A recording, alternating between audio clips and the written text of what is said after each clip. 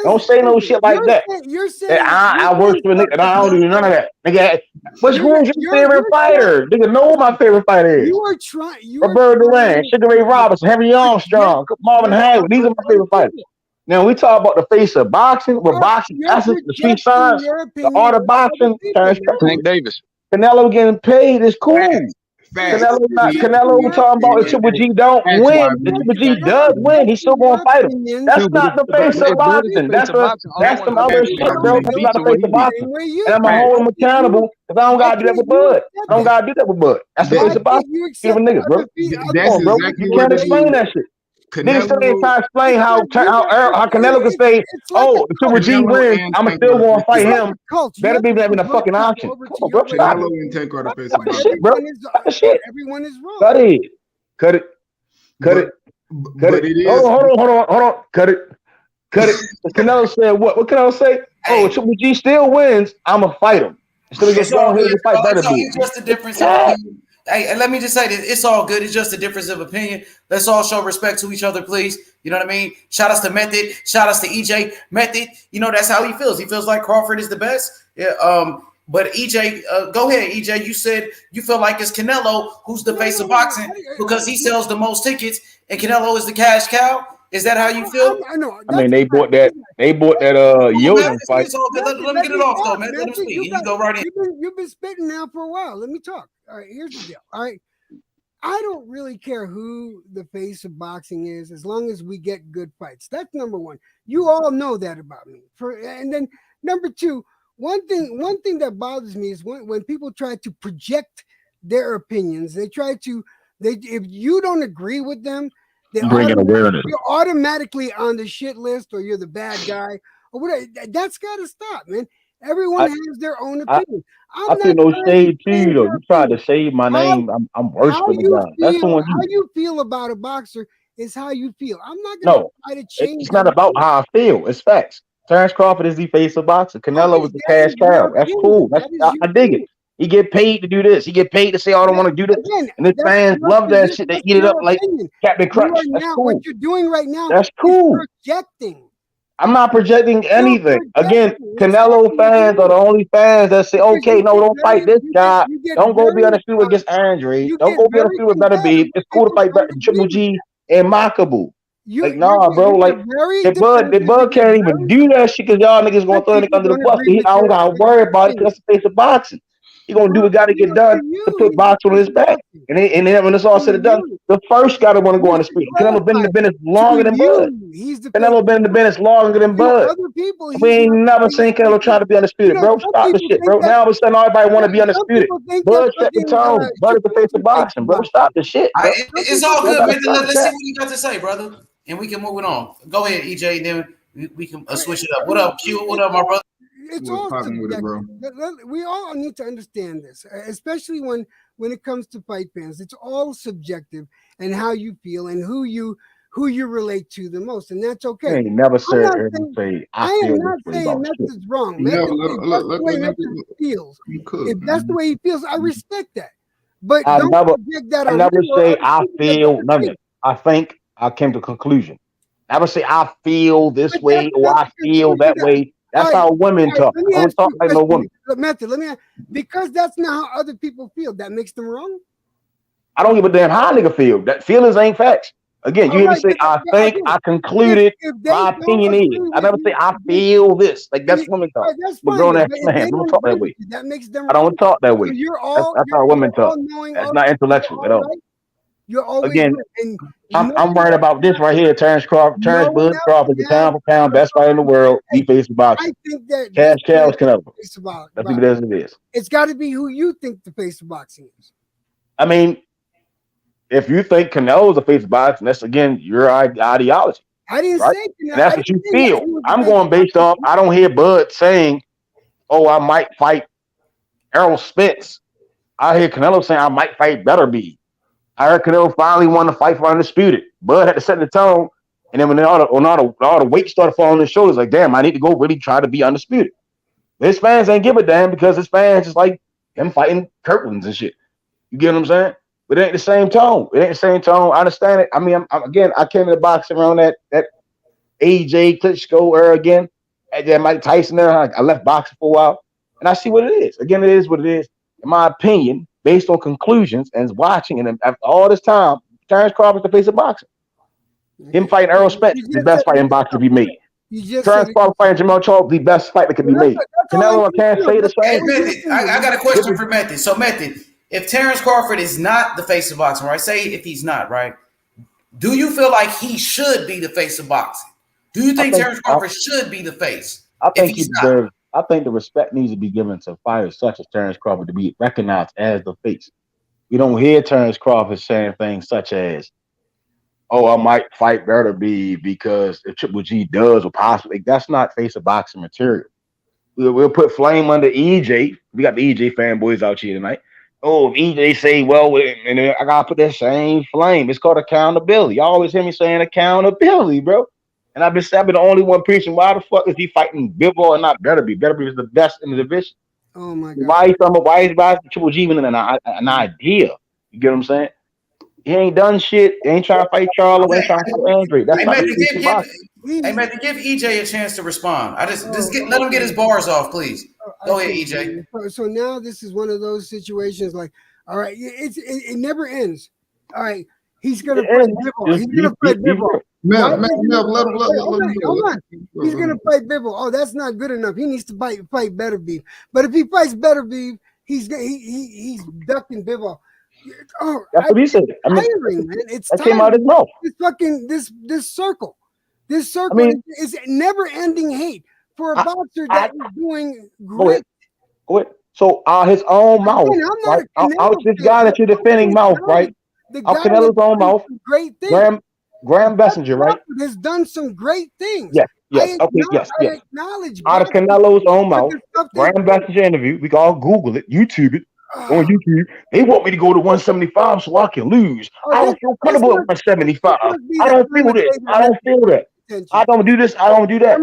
All this I do, I don't, I can't, I cannot. And that's the issue with me. But then all of a sudden, this fight right here, it might be okay to do. It ain't okay and all this other shit. All that's not face of boxing material to me, bro. That's cash cow. That's cool. You getting cheese cheddar. You 31 years old. You younger than Terrence Crawford, younger than Demetrius Andre, younger than all these other guys, but you talk like you didn't really. What's your biggest fight? You damn near the same boat as Terrence Crawford. He ain't got no big fights. I mean, Cotto was over the hill. Mosey was definitely over the hill. Floyd Mayweather was over the hill. All these guys over the hill. Triple G over the hill.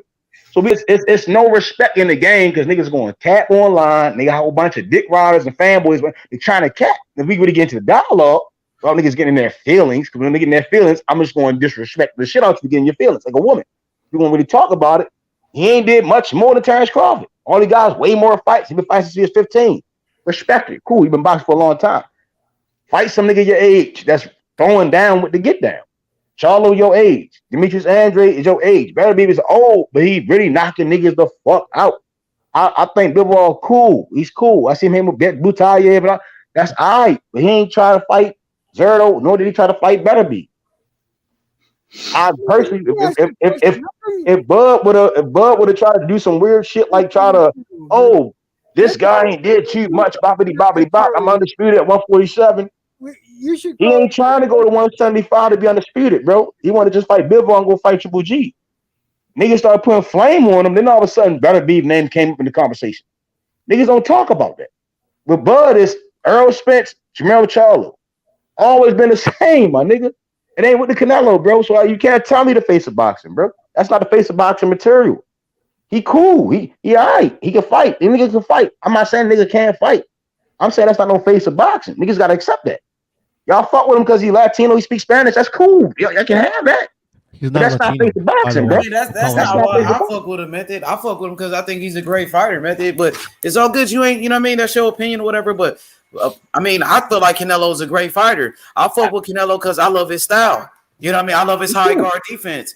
I love his reflexes. I love his head movement. I love his power shots and his body punching ability. You know what I mean?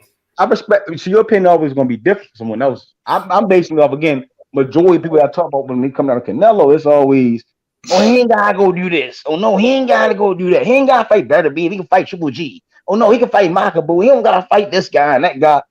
I can't say the same with the guys that's really putting off a really carrying boxing. Like I literally watched a European fight and I was like, what the fuck is this? I watched a Billy Joe fight and I'm like, what the fuck is this? This is not quality boxing from a nigga that's supposed to be the face of boxing. This nigga's 29, 30 years old. Billy Joe was an undefeated champion, man. It was a unification. I don't give a damn. I don't give a damn if he had 1 teeth, 2 teeth, 3 teeth. Look where he at now. It was a unification fight. Eating biscuits. Billy Joe Saunders was an undefeated champion. So, you know, Canelo, he just went for the undisputed, just like Terrence Crawford did. And when Terrence Crawford beat Thomas Delorme for a belt, he got his credit for that vacant belt. When Terrence Crawford became undisputed by knocking out that bum, Julius Ndongo, I mean, not to call him a bum, but, you know, you see what I'm saying? Like, we could do the same thing with Crawford. In front of Bud, he was a bum. Same with, and I said with Caleb Plant. I said in front of Canelo, like we can say the same thing with Crawford, that he beat an old-ass Kell Brook. Crawford beat an old Amir Khan, but we ain't going to do that.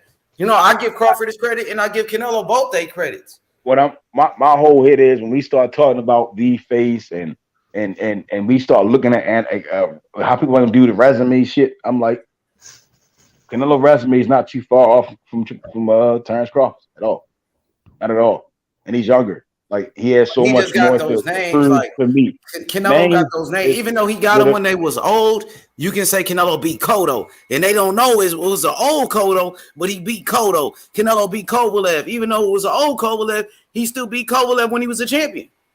hey, and the hit for me is with Bud.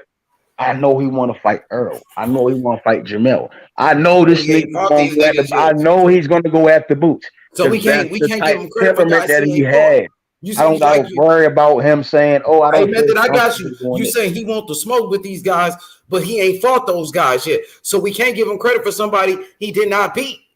Just Especially for when we like see, calling him out. especially when we see guys trying to do the okey doke. Oh, I get paid this, or I get paid that, and that's corny to me. I mean, if you really getting paid, your money going to talk for itself, and shit going to fall in line.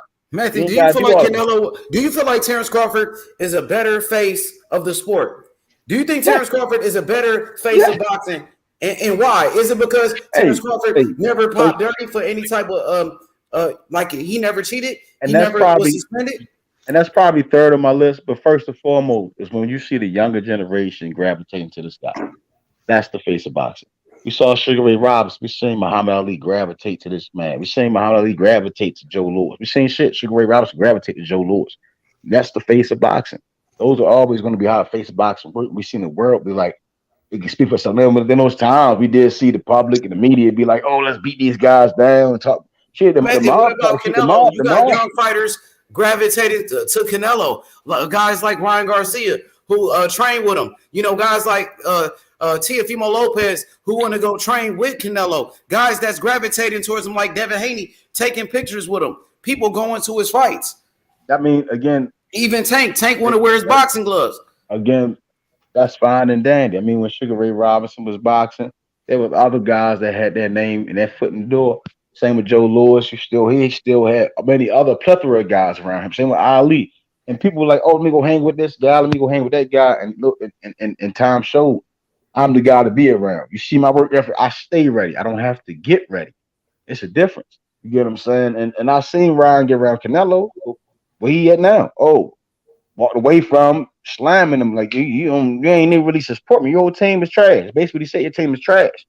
You know, I didn't see that with the Ali's, the Robinsons, Joe. Like I mean, Ali and Joe Louis, they probably had their own gift, their words exchange. But hey, but when it came down to love, it was always love. Ali supported them all. Same with Ray Robinson supported them all. Joe Louis supported them all. And that's what I see with Terrence Crawford. That's what I see with him and his relationship with Shakur Stevenson. You know, and that's what I get of all time greats. That's Yeah, first and foremost one that's of the what first we all see, time but great behavior. Crawford ain't fought them all yet. He hasn't fought Earl Spence yet. He Hey, hasn't done get it him, all yet. put him in there. Put him Yeah, in. yeah. Hopefully, shit. Hopefully, it can happen. And Jed, no disrespect, Jed. Hey, it's all respect. All respect. Good. This don't bother me. It's just that with me, I try to be as fair as possible, and I give every boxer that I think is worthy of the respect and the accolades. I try to give them all the respect they deserve. I have a lot of respect for Bud Crawford. I've always talked good about him, and I do think he's going to beat Errol Spence. I think it's going to be a close fight, but it is what it is. Um, if I'm looking at different fights, I believe that Shakur is going to be he is the future of boxing. That guy is going to. I think he's going to be bigger than Canelo in just a few years. He's going to make ripples and waves, and people are going to look up to him. This is what I believe. This is what it looks like right now, where it's going. But right now, in the moment, the person that's bringing in that's bringing attention to boxing, the person that's making these points on pay-per-view, the person that's filling up stadiums, there's not that many. Yo, EJ, what you think about Terrence Crawford fighting once a year for the past 3 years? I believe 3 years straight. He's only been fighting once a year. Do you feel like you could be the face of boxing and you only fight once a year? No, absolutely not. You know how I feel about that. If you're a champion or you want to be the face, you got to put the work in. And once a year is not putting the work in. That's my honest opinion. And you since the beginning, since you first met me, I've been saying that from the get-go, haven't I? Yeah, you've been on that. That's something you always emphasize. Being active. These fighters need to fight. I think you said 4 times a year. I think that's what you said. Yeah, they should be fighting. I mean, Is 4 Canelo times, fighting 4 times I this year? can understand 3 times. You know, Is Canelo I think fighting he 4 did times fight. this year? Well, that one last year, that one time, I think he did. That's all I'm gonna say. Canelo- One time he Canelo- fought 4 times. Y'all can't. I ain't gonna say you really can't say that. Even if you look at it, I think if you try to put, if you sit here and try to put like a criteria on who the face of boxing, you got to do this, and this. It'll be different. It'll be different. Like you say 1 time a year, but I remember a point in time where Floyd wasn't fighting that much a year. He's still the face of boxing. But on that same token, I don't feel like just because you, I guess, the most popular boxer don't automatically mean you the face of boxing. But if you think it is, I mean, that's cool. That's cool with you. I think it's just not one definitive thing. I think it's certain things that you can kind of put in there because shit, like I do think Canelo is a big part of boxing. I also do think Tank a big part of boxing. Shit, Lomachenko a big part of boxing. Shit, Crawford a big part of boxing. You know, those guys, I think all pull their own type of weight in whatever they do. They all of them don't have the same fight schedule. They don't all fight the same and shit like that. But shit, I do kind of agree with what Method was saying. As far as Canelo being a face, kind of looking like the face of boxing, but when you look at the demographic, I think the demographic might make it seem like he bigger than what he is. But if you just talk boxing in America, you're going to hear Tank name brought up just as much as Canelo. Because I know it's people that don't know who Canelo is, but know who Tank is. So, shit, I just think it's whatever. I don't really give a fuck, but that shit cool. You know, face of boxing, I guess, my nigga. Shit. I only mention the face of boxing, right? When I'm saying the face of boxing, what Terrence Crawford does, how he performs, all everything to the T is what boxing is what we want in a boxer. On some Hagler shit. Yeah, to the T. Hagler was the face. Like that's what you want to see. That's what boxing needs to be. And that's what I see with the Terrence. That's what I see with all these prospects. They want the work. When we even think about Boots, that's Terrence Crawford mentality. That's what we want to see. No, really, man. Boots is not. He's not much of a talker, fam. So you can't say that he has everything that what you want in a boxer, fam. Because I don't really care about. I don't really care about the talking. Engage with the fans, fam. I don't really care about the talking. That's WB. I've been watching WWE for a while, right? Sport, and that's part of the WWE. That's part of WWE. If he wasn't there talking about, I want to eat your Joe, kids. I want to take Joe a Louis. I mean, Mike Tyson was like niggas hated him, but they ain't really like Mike Tyson. They was he's a rapist. Look at Floyd. My bad. They were saying Mike Tyson is a RAP. He was a rapist. He was all this other stuff. They ain't give a fuck about Mike Tyson. They threw Mike Tyson under the bus. Larry Holmes out there doing everything that need to be done. They still ain't rock with him. But look at Floyd as well. Look at Floyd as well. Do you think Floyd would have been Floyd, or you think Floyd would have been where he is now if he didn't open up his mouth and talk, fam? Look at Canelo Alvarez. He's talking English now. When the guy wasn't talking English, no one really was interested. No one really was interested in how he in Alvarez, how he is. But I don't pay attention to what Canelo talking about because he say a lot of shit and he don't mean shit. You get what I'm saying? He say I'm gonna do this and he don't do it. He's not a man of his word, bro. So I don't really care what he talking about. What did he say? What did he say he's gonna do and he didn't do? I'm gonna be undisputed at 160. Where happened to that? Oh, I'm gonna be this. I'm gonna do that. I'm gonna do this. Now all of a sudden, 175 for the take, and he went on and chose bib ball, bro. It's enough cheese in there. He got enough money back in him. He could have said, "Oh, Bob Aaron, put that guy Joe Smith to the side. Let me get up in there." He got enough cheese. He got enough cheese to do that. But y'all get caught up in the bullshit. And I'm like, y'all don't really think about how deep boxing is. He got enough cheese to go. Oh, Joe Smith can wait. We're gonna put him step aside. I want to get up in there and fight the best guy. Yeah, like fighting the best guy. Shit, Eddie Hearn came out running out of nowhere now saying now Bivol is the best guy. Stop the cat. Yeah, like Philly's over here. He said, point is, it definitely ain't Bud. Bud can definitely be considered the best fighter though. But it's like this. When you look at it like, what is everything you want in a boxer? People people ain't got to look at it from who the biggest in boxing and who this and who that. People can look at it like who they like in the sport. Like Marvin Hagler is a good example because he wasn't the most popular motherfucker. He didn't get paid the most or none of that shit. But Marvin Hagler was like everything people wanted when it came to the sport of boxing. I think that's kind of like how it is with Bud. Bud is everything people want to see in boxing. You know, like how we coming as far as when you see him fight in the ring. What people saying what make like shit the face of boxing is you gotta be like popular and all that, all that extra shit. Everybody gotta know you and shit like that. So, I guess the points between what people saying is different. But shit, at the end of the day, like, shit, I just think that shit is boxing just really too small. It ain't really on a widespread commercial level where you could say it. Because if you go and you just ask the casual people, I guess that's how y'all looking at it, more of a casual standpoint. Well, go ask casuals who the fuck they think the face of boxing is and see the type of names you're gonna get. I guarantee you hear names like Ryan Garcia and shit. They don't know who Bud is. It's not really built off popularity. They don't know who Bud is. I can't go to fucking Nicaragua and go and say, that's not. Oh, you know who Bud is? That's They're not. gonna That's say, who not. the fuck is that? That's not my opinion of what I'm saying. The fake, that's popularity, bro. Like the face of Yeah, boxing, that's the face. That's the face the method, tone. man. Like who set the tone and who doing the things that That's you the face, how innit? That's the boxing's face. supposed to be done. That's Who's the Terrence face of Crawford. who's the face of PBC? Like, Al Heyman. Al Heyman doesn't own the PBC. I can't say that Al He's the Heyman face is the of it. face of. I can't say that. He is though. Again, that's a different dialogue. Dana White's not the only Pro, guy in the UFC, but he's the face of the UFC. that's a You know what I'm different saying? dialogue, bro. You bringing up UFC and all this.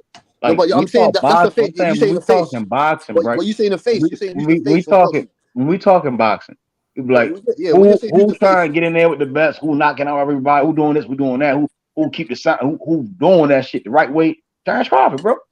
It ain't no ifs, ands, or buts. So that's like, what I understand. We can try. Okay, People try to slide Usyk in front of them. They try to slide a new way in front of them. They try to slide Canelo in front of them. They try, that's like, what. Okay, no, I understand. That's the business. That's the politics of boxing. No, I understand. That's what boxing grown to be, bro. Like anybody from history will tell you, that's what boxing is grown to be. That's what we complain about. It's too many fucking titles. If there weren't so many titles, Terrence Crawford would definitely be outshining every damn last nigga in boxing, bro. That's facts. That's facts. Shit, Floyd said, everybody said, like James Toney said, nigga, everybody that's all time. Tommy Hearn said, like these guys, everybody that's a Hall of Fame and no shit. They saying Terrence Floyd Jones, Terrence Crawford. They're not saying they give Canelo his credit. They give all these other guys their credit. But when it comes down to how we want boxing to be, guys rumbling, they throwing down, they getting down with the get down, they slug it out. And again, Terrence Crawford talk. But niggas don't want to talk money. When he talk money, he talk investments. He teaching. A family man with his kids. At the end of the day, when it comes to boxing, that's Terrence Crawford, bro. I mean, we ain't really got a trip. If people really want to say it, time gonna tell, bro. Really, at the end of the day, you sit back and look in the moment. I go back and watch the old shit. Marvin Hagler wasn't appreciated like how we appreciate the nigga now. R.I.P. to him. They did not appreciate the man while he was in the time doing this shit. Now, when he retired and you got to see all these other people come up and do their shit, then you admire Marvin Hagler more. You like, damn, they did that nigga wrong. Hell, we did him wrong because we didn't appreciate his ass when he was active. It's gonna be the same fucking thing with Bud, bro. It's gonna be the same thing with the nigga. I can't sit here and say he the face of boxing. Me personally, I really can't give nobody that real legitimate crown of the face of boxing because nobody out here Yeah, they're not doing no Hagler doing it stuff. like They're that. not doing no Hagler stuff, fam. They're not doing no Nobody's Hagler stuff. doing it Forget like it. that. You know Don't what I do mean? what? Don't do what? Because They ain't doing niggas, no Hagler niggas stuff. wasn't calling. Okay, it's like this. Niggas It's wasn't like calling this. for Hagler to fight for the titles. Like Exactly. y'all I'm niggas be saying talking about Bud shit, but can't y'all don't do really it. know the facts No, about boxing, bro. I'm Like saying stop that. Bud can't do it because they're not trying to fight him. But the only reason they get away from not being able to fight him is because of the popularity.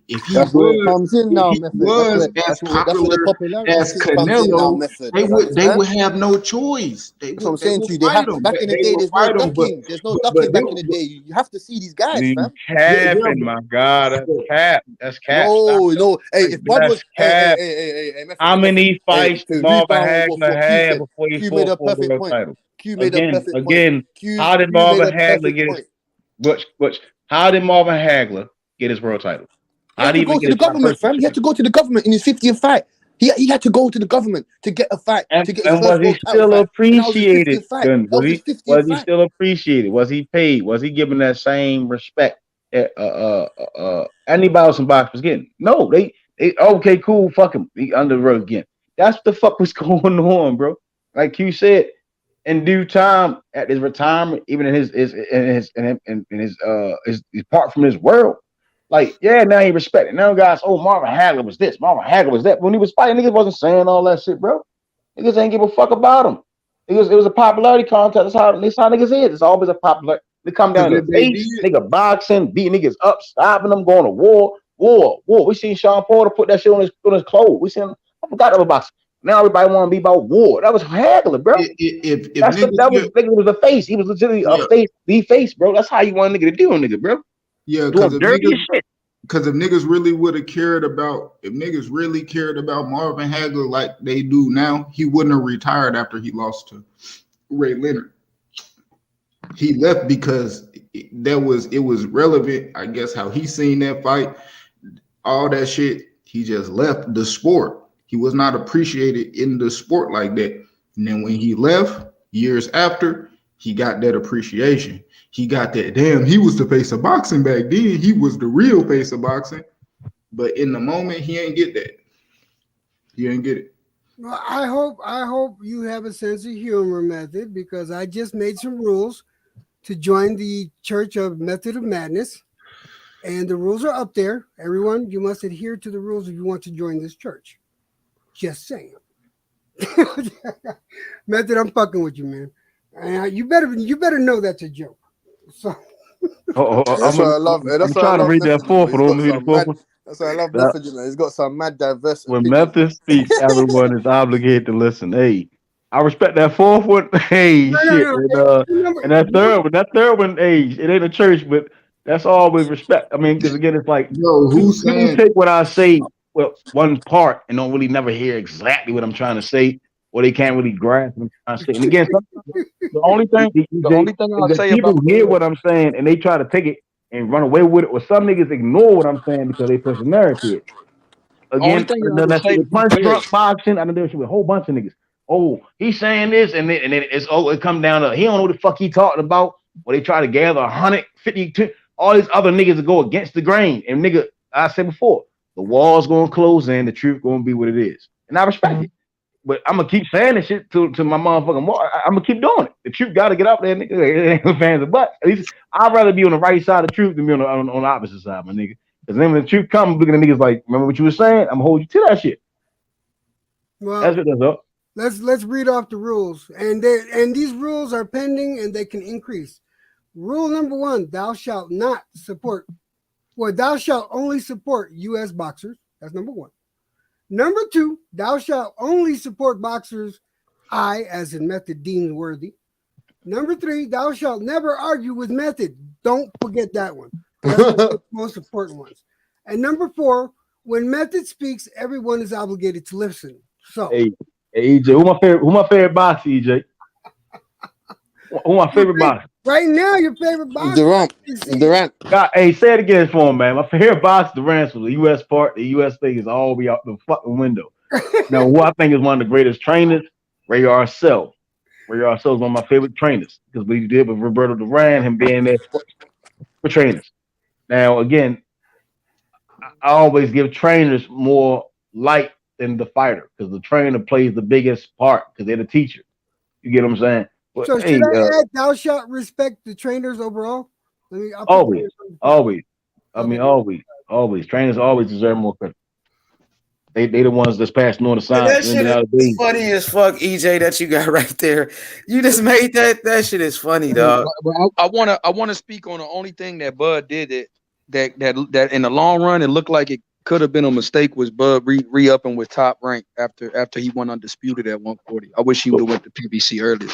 Why didn't we say Earl didn't go sign with Top Rank? You see how that shit sound?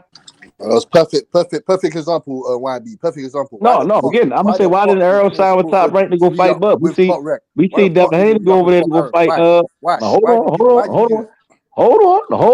fuck up now. All the welterweights on the PBC. Why would he No, leave they Top don't. Rank to have no No, fight? they don't. Why? No, they don't. If he want to fight, if he want to so-called fight Bud so bad, why he ain't go over to Top Rank to go fight Bud? If Bud wanted EJ so bad, why he re-up with Top Rank? That's the question. Why? That's what I'm thinking. Exactly. Again, Earl Spence still had big fights with the PBC. Terrence Crawford had no fights over there. What you mean had big fight? Earl Spence What were the big fights? Sean Porter. He fought a big leg Jose Benavidez. Yeah. No, Listen, What Earl were the Spence big fights? let me just say this real quick. Earl Spence fought Sean Porter, who was the champion for the WBC World Title in the unification, and now he's fighting Ugas, the WBA Super Champion, in another unification. That's why he stayed with them. While Bud stayed over there and fought an old ass Kell Brook. So what were the big fights again? I ain't heard nobody say no big fight. I mean, again, Pacquiao had the WBA, right? And Bob Arum supposedly is the one that blocked the fight, and they won $40 million, and nothing ever came about. Keith Thurman had the WB. My bad. Keith Thurman had all that shit. WBC and the WBA. Right, that was all that PBC. He relinquished the Bud WBA. 30. And Bud won a Thurman when he first moved up. From So what why I would he seen, Keith Thurman didn't want to fight Earl at all. And from what I was getting, he was never going. That fight was never going to happen. And he was on PBC with Earl Spence. So that's we all seen that. We all seen that shit. They both on PBC. And that fight never happened. We talking about he was the highest. He had the highest guaranteed. And it's a thing. I go to panels all the time, and I hear people talking about, oh, Bud had the highest guaranteed purse, highest guaranteed this. Even Uncle Sheldon talk about that. I don't give a fuck about Bud's money. And we be talking about it ain't about the numbers, it ain't about the money. Well, why don't we keep that same energy with Bud? So why is Earl called Big Fish? So why is Earl called Big Fish? It ain't about his boxing skills. It can't be about the skills. So it's about his cheese. He talking about that because he got more belts than Bud too, and he about to get third belt. Big Fish can mean I got the belts too. Big Fish can mean I'm the big dog of the division, which means I'm the unified champion. It can mean I don't know what it means. Hey, it sure as hell don't mean strap season. I can't say it ain't strap season because it ain't strap season. The strap season, he got belts plural straps. I mean, Bud got how many belts altogether? 135, 140, 147. Bud got way more belts. We're going to talk strap. If we're going to say strap season, Bud been strap season.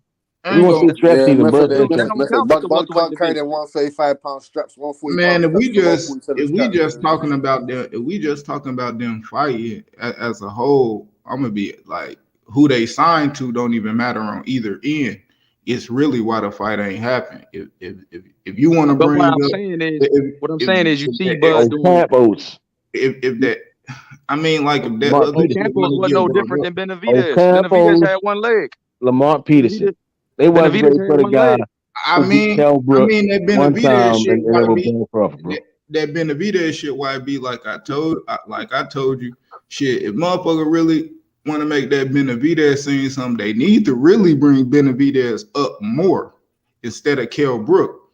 Because Benavidez was a way harder fight than Kell Brook. Is rule number 6. Like, I mean, so whatever with that shit, I mean, like, it's not that. It's just like it's only one way with people, man. It's like, yo, with my bros, it's like, all right, we always criticizing EJ, but we don't criticize Bud for re-upping with Top Rank when he had the opportunity to leave. As soon as he went undisputed. Why did he re-up? Where did Earl fight Kell Brook at? Bud get crucified way more. He was a mandatory. Way more than Earl. He was a mandatory. Earl get way more past. Yeah, he was IBF mandatory when he fought Kell Brook. So they forced what supersedes mandatories? Unifications. All right, so Terrence Crawford versus Errol Spence is not a bigger fight than the fucking mandatory. It's just on the logic. I'm not saying that he had any mandatory at the top, whatever we want to say. He had Ocampos and Terrence Uh-huh. Crawford champion. What I'm saying is the idea of unifying against Terrence Crawford, pound for pound, number one boxer in boxing. Now all of a sudden he ain't shit. Now all of a sudden it's this, that, and the third. He too light in the ass. Now all of a sudden it's all this other shit. So I'm a Dick Rod Canelo. You get what I'm saying? That's a narrative, bro. That's a push a narrative. And we Well, see we guys, took Canelo. these guys said that this guy, he number one. Oh, he's this, that, and the third. But real boxers really in the ring, real guys, these young guys, especially just gravitating Terrence Crawford, they're like, baddest man. Same weight, whip Canelo ass. But all this other shit they say, right? Again, only guys that's supposed to fight Bud is the niggas that's saying otherwise. They come the fuck on, bro. Like, it is what it is. You know what I'm saying? The guy only fought Kel Ocampos and Lamont Peterson. 140. I don't know where Campos came from. Kell Brook, he is Kell Brook. But it's not Terrence Crawford that's got us just running through the division, stopping guys and outboxing those split decisions. I can understand it. He wasn't ready. If niggas would be honest and say Earl Spence wasn't ready, and he'd never be ready, I respect that. But when niggas keep saying, oh, because he was on top rank and all this other shit, that's cap. The nigga wasn't ready. He'll never be ready. You just gotta get up in there now, so niggas can see what the fuck it is. The only PBC top guy that he fought was Porter, and that was a mandatory. WBO pushed it. They cool. Them niggas cool, but top guy, they cool. And how long it take them? And how long it take them to fight, even though they was cool? Why Sean Porter chose to unify with Earl over Bud, and they was homeboys? You get what I'm saying? Ask Al Heyman. I mean, after the fight, Earl Spence saying, "You don't sell out no fights. I'm the one that sell fights. You know all this other shit." I'm like, cool. I mean, is rule 6 and 7? Is rule 6 and 7 correct? I want to make sure they're right.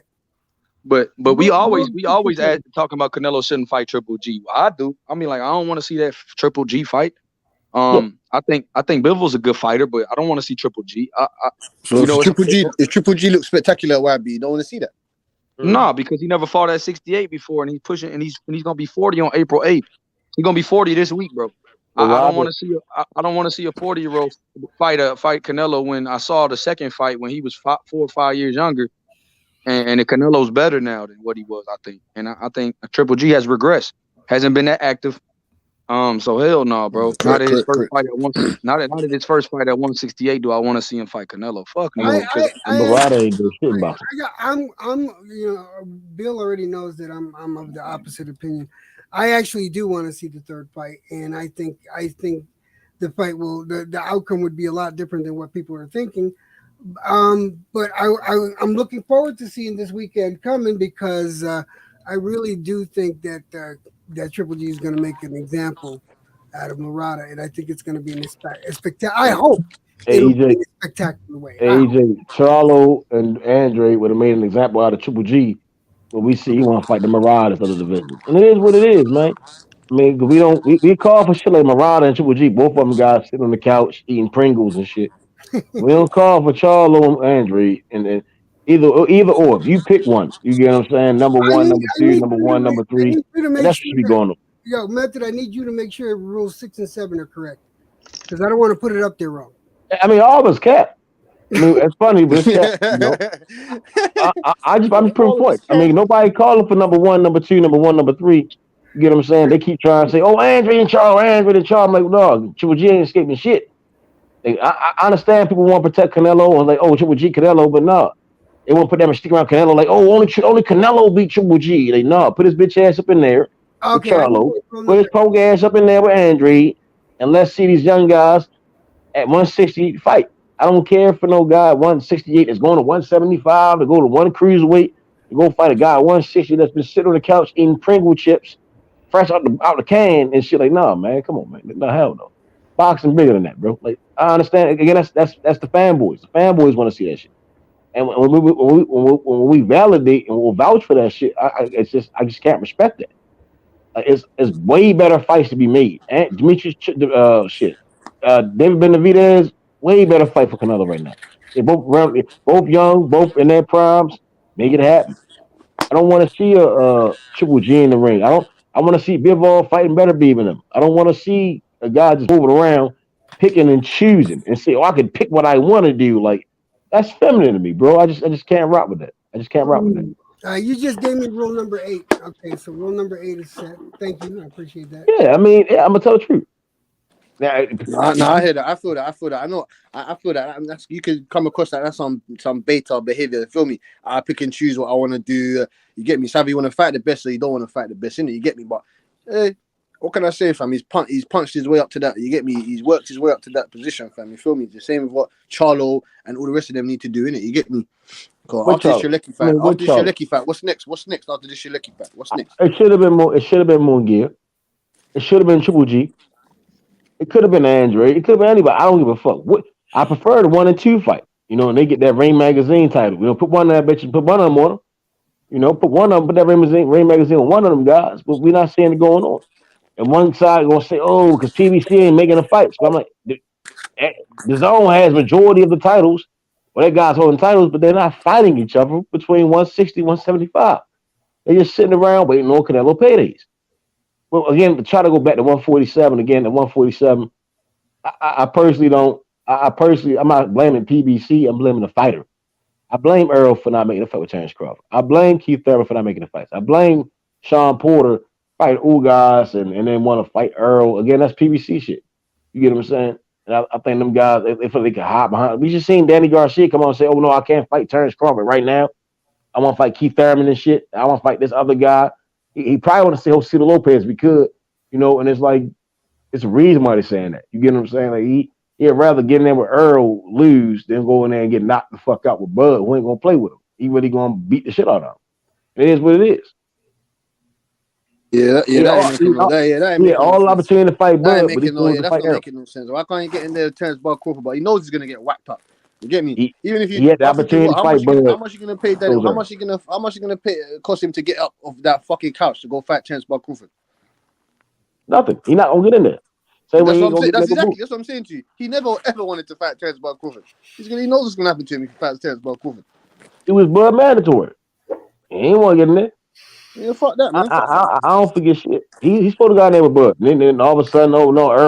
Then all of a sudden, Earl Spence and Danny fight. Like, what the fuck? Ain't nobody. It's not making sense. That's not making sense to me. That ain't making no fucking sense to me.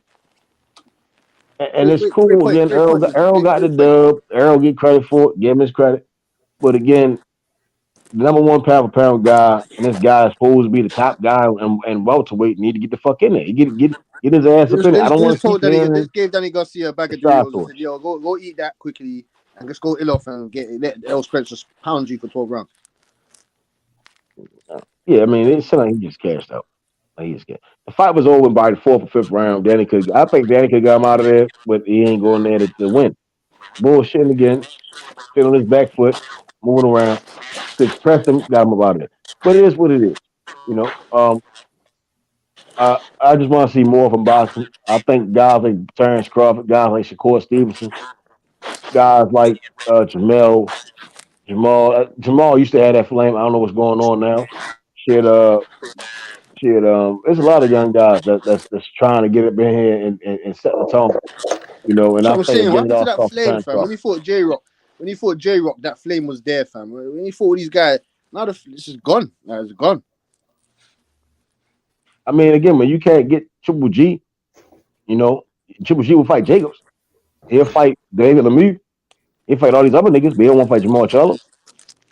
I gotta look at Eddie Hearn a little bit. I gotta look at Triple G and Eddie Hearn. You know, like, you will fight Lemieux, you'll fight Willie Monroe, but you ain't gonna fight Jamal Charlo. Like, way better name, way more fights, undefeated. Like, you ain't gonna fight him, but you gonna sit on your ass and fight with Sergio Menta and shit. Like, come on, man. And then all of a sudden you want to fight Marauder and shit. Like, I just can't respect. I really can't get no credit for it. Did they ever send him an offer though? I don't know. I mean, again, I think he probably turned his phone off. He probably turned his phone off, turned his internet off. Email. Only person is Eddie Hearn talking to him. I believe boxing can get real petty. Turn off his phone. You get what I'm saying? I think he can get real petty up there. I really, my sense of imagination is big. You get what I'm saying? Like, it's a dirty business, very corrupt. So I can understand when it gets really petty. Again, Triple G wanted to fight Marauder off a big layoff, but he don't want to fight Charlo. He don't want to fight the Andre. You know, again, the zone guided Andre to go fight Zach Parker instead of defending his titles when we know Triple G going run off into the sunset. Like, no, man, like shit.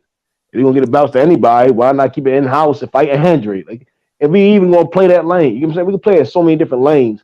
Why not just have Andre and Charlo fight? Oh, because Triple G don't want to fight him. So how the fuck am I gonna get Triple G any credit for beating Murata? I just can't. I gotta stand 10 toes down. You get what I'm saying?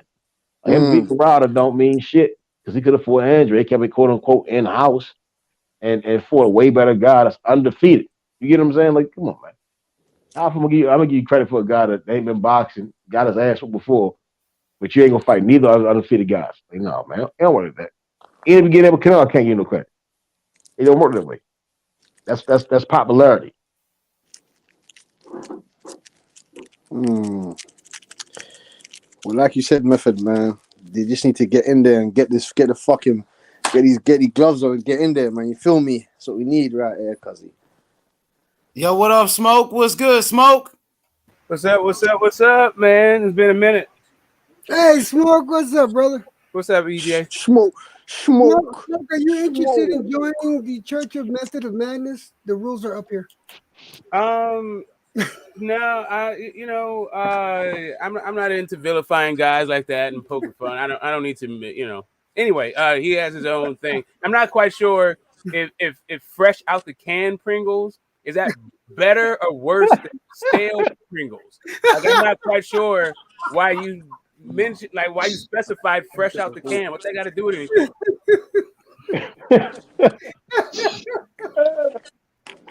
Anyway, whatever. Guys are inactive. Let's get it on 160 division. There's a log jam at the top. It's a thin division right now. Yeah, these guys need to get it on. Yeah, Bud being the face of boxing. Bud is my favorite boxer. I think he's the most skilled fighter. Bud, if Bud was the face of boxing, he wouldn't be in the position that he's in right now, begging for fights because everybody would be trying to fight him because he's the face of boxing. Simple as that.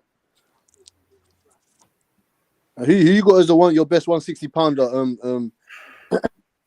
Man. Yeah. Smoke. Yeah.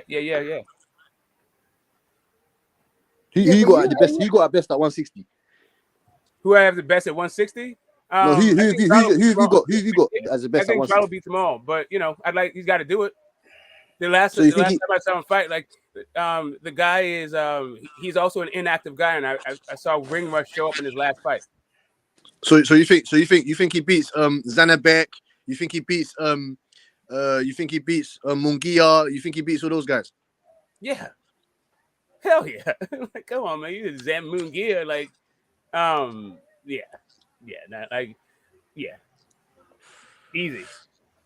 Easy? How easy?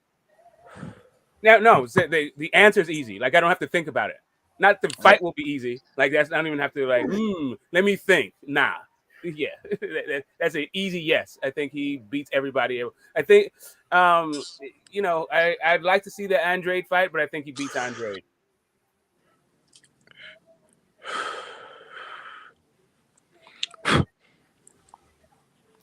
At 160, let's see who I got the best. I think Charlo's too inactive, man. I wouldn't call him the best. Not at 160. Yeah, fuck that. He ain't the best at 160. Activity will show up. Like, that'll affect your performance, but that doesn't mean because you're inactive. Like, that's how BoxRec does it. Like, if you're inactive and they take you off, they lower your rating and all that stuff. But you can be inactive and come back and whip a ton of ass. Like Sugar Ray Leonard. We were talking about Marvin Hagler earlier in this conversation. No, there's no Sugar Ray Leonard smoke. There's no Sugar Ray Leonard smoke, man. There's no Sugar Ray Leonard. Can I finish my point though? I didn't ask for you to jump on my thing. Can you not cut my wisdom short? I'm just saying that just because you're inactive doesn't mean you all of a sudden can't fight. Well, you mentioned Sugar Ray Leonard. That's why I had to cut you. Because he was out of the ring damn near 4 years. Like, we talk about AJ. We say that the best win that AJ had was against Vladimir Klitschko. That was an inactive Vladimir Klitschko. Like, at a certain point, you have to understand, like, you're using this inactivity when it's convenient for your argument. Inactivity don't it could be a factor for if you win or lose the fight, but inactivity it is how I rank you. If you inactive, I'm not gonna rank you higher than somebody who more active than you. If they're better Especially, fighter than you, they're better fighter than you. Like yeah. Floyd used to fight once a damn year. Sometimes he even took off a year to not fight. EJ didn't even fight 2021. I'm not picking Ugas to beat him. I think he's a better fighter than Ugas, even with the inactivity. Yeah, I mean, like as far as nowadays, inactivity mean I don't know. It's more about the fight, but back in the day, inactivity was more about how people ranked you. Because it was so many good fighters. So if you got somebody who just better, who real good, but he inactive, they start doubting you because it was always a good active fighter out there. You know what I mean? Yeah, so Muhammad Ali, they stripped his license. He was out of the sport, facing prison, all this other stuff for 4 years. He came out, fought the number 3 guy, number 2 guy, and then the champ. Like, listen, if you can fight, you can fight. Like, I understand inactivity is a reason why you may pick another guy, depending on what the fight is, right? Who the other guy you're facing. What I'm saying to you is, I don't think Murata's already been beat by, to me, C-class fighters. I've seen Triple G struggle with a dude that is a C-class fighter, and the dude's balding. Andre, he's leaving before his punch is like he throws a punch and then moves his feet to get out of the way before his punch even lands. Like, I don't think any of these guys beats Charlo. Even the inactive, ring-rusted Charlo I saw in his last fight, and dude has not even been that active. But I still think I think his stamina, I think his fundamentals. I think that his jab gets him over. Like, yeah, I get it. I think he gets the W over all these dudes, right? Have you watched Zanabek fight? Yeah, I mean, he's all right. I listen.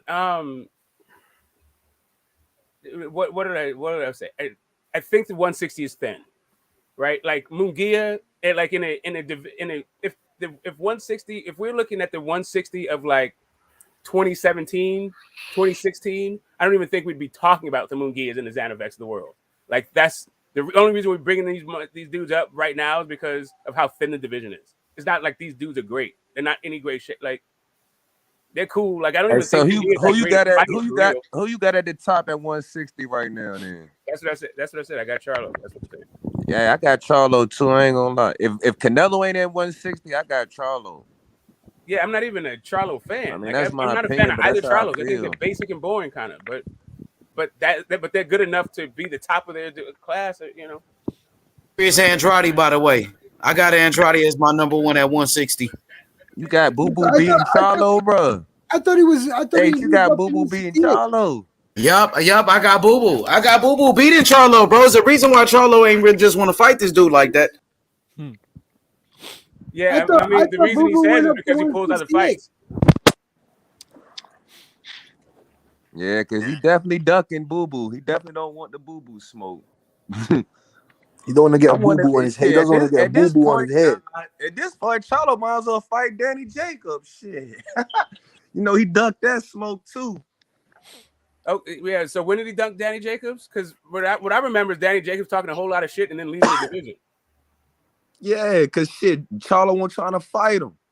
Where'd you get that from? Shit, Charlo can said, I'm move not trying up. to fight You act like these niggas can't move up. 160, 168 ain't that far off for real. Yeah, but they also don't have to move up. Triple G ain't and never Charlo, moved up. And I fuck we're with talking Charlos. We're talking about earlier, Marvin Hagler never moved up. I fuck with the Charlos, you know what I'm saying? Because, H-Town my second home, but, man, Charlo be ducking, bro. Listen, I'm not saying Charlo seems like he like everybody else. He waiting around for Canelo. He waiting around in the Canelo sweepstakes, man. He ain't waiting for shit. What he's doing is man. So why he not fighting the top name? He fighting nigga named named Sulami or something, bro. Exactly. Who the fuck is that? Because he's babysitting the belt, bro. Because he's babysitting like, I'll give him the Munguia shit. That Oscar, he protecting the hell out of Munguia. I give y'all that, but you gotta give him the Canelo shit too. He sent offers. Yeah, Triple G ducking. You gotta give Triple G too. I give niggas that. Triple G ducking Charlo too. But come on, he could have been fought Boo Boo, and Jacobs been called him out. Jacobs called him out and then left. You say he left to 168. You don't think Charlo can't make 168? That motherfucker he fights at 160. Yeah, but he went up. He But you're went up saying in he's the. Doug He went up in Jacobs. the weight Jacobs is the for guy who better left. competition and better And fight. I'm, hold That's up, the hold up, thing hold up. with You me, said Brian. he Y'all he niggas be Doug Jacobs, shaving but these niggas. Jacobs I is the ain't guy who shaving left. none of these fighters, Man, bro. DJ didn't move up until 3 years. We talking about. But the point is Jacobs And I left. know niggas, you know what I'm saying, hate to put race in it, but I'm But pro-black and I still Jacobs, don't say us niggas for real. I just Jacobs call it left down the middle, around nigga. Jacob, how 2019. you gonna say he Doug Jacobs when DJ Jacobs is the left guy at who left? What you mean? 2019. He He never been fucked calling with out Charlo niggas. since Jacob been 2017. Right, trying to because get the he smoke with us. left. He left. He At fought He Canelo. left 2019, in but he called 09 though. Charlo He out did. in He left. He left in 2017. 2017. He 09 left though. and went to 168. He What left is in eight? Great, but he '19 How is though. left. that? What is 8 pounds, my nigga? Right, so he left. How is that Jake? How is that And Charlo you keep ducking talking him? about He Marvin left in Hagler. We ain't even 019 talking though. about them old niggas. We talking about niggas right now, nigga. Okay, on this stream, Cholo had at least 2 they were years to make talking that about fight. Marvin Hagler.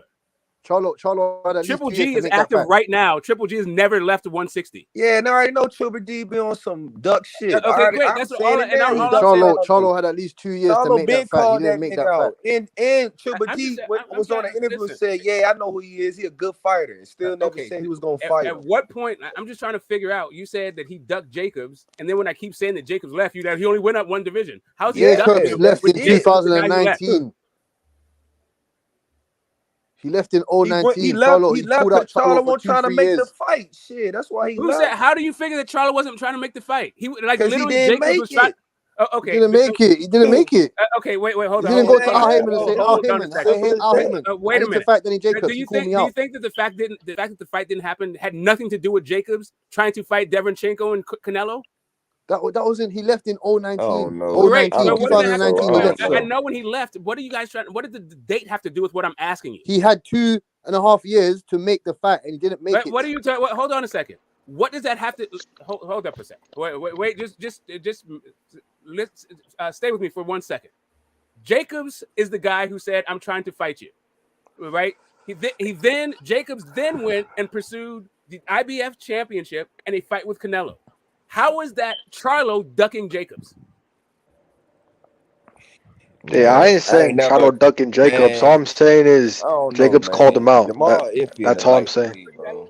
He be moving kind of if he don't. But all right, so I get what you saying. But check this out. Do you think he moved like his little brother? Because it seems like little brother want to fight everybody, man.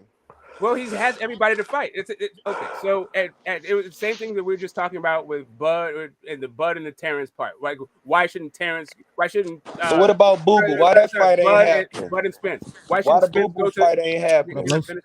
Boo Boo and what was that Can 160? I finish the last question before you pose the next question? So right. So the same thing you're just saying, like with Arrow moving to Top Rank. Top Rank has no inventory. They have no fights for him over there. What PBC has work is at 147 and 154. The reason why the two Charlos look totally different is because of the inventory that PBC has at those two different divisions. 154, they're stacked. 160, they got nobody. Both of them fight in-house fights. They just happen. One guy happens to have a ton of them. Another guy doesn't have. They're not fighting each other though. Just out of curiosity. I mean, okay, so is it? So what about David weird that like, all of a Benavidez? sudden it's weird that He the in Charlos house are fighting each too. other? Because The same way that you talk about the date. The same way you talk about the dates. What does that have to do with them fighting each David other? Benavidez in house too. But you gonna say he up another division after Jamal said, "Man, I'll break his neck." You just said it. Why do I have to say it? That's the fact of the case. That's the fact of the matter. So you don't think Jamal Charlo ain't ducking nobody? No, I think he's babysitting the belts. I think he's babysitting. I don't think he's trying to take any kind of like what belt? Jamal Charlo only got one belt. Exactly. Belts though. He's babysitting that son of a gun. So that sound like a nigga who ducking shit. I mean, you can call it ducking. That nigga want to babysit all the fucking time, nigga. You can call it. Sound like he want to fight a lot of niggas. I'm not mad at you saying that the dude is that if you're saying he's not fighting Andre and he's ducking Andre and all that stuff, that's cool. I'm not mad. Like, listen, from my that's cool that you said that. You don't have to keep saying it. I heard you say it a million times. I'm saying that the dude is just babysitting the belts and he ain't worried about that shit. He's doing the same thing Triple G did when Triple G was his age, babysitting the fucking belt. Oh, we got to go back to box rate. Let me see this. I just want to see the best fight the best, bro. That's all I want, man. Yeah, As a boxing fan, I just want to see the best fight the best. That's it.